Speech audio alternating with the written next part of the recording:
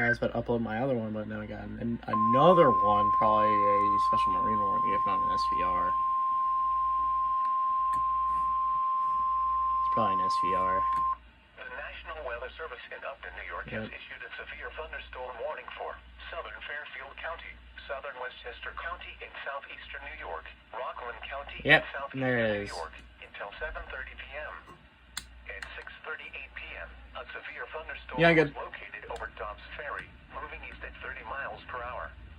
Hazard, 60 miles per hour wind gusts and quarter-size hail. Source, radar indicated.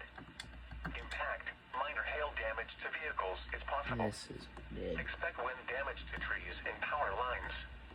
This severe thunderstorm is near and Harrison around 6:45 p.m. Fort Chester and Greenwich around 6:50 p.m. Stanford around to 7 p.m. Darien around 7:10 p.m. Norwalk around 7:15 p.m. For your protection, move to an interior room on the lowest floor of a building.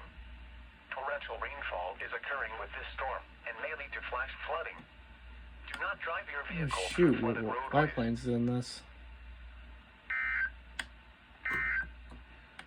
Your radar update. Yep, it's intensifying again. Warning for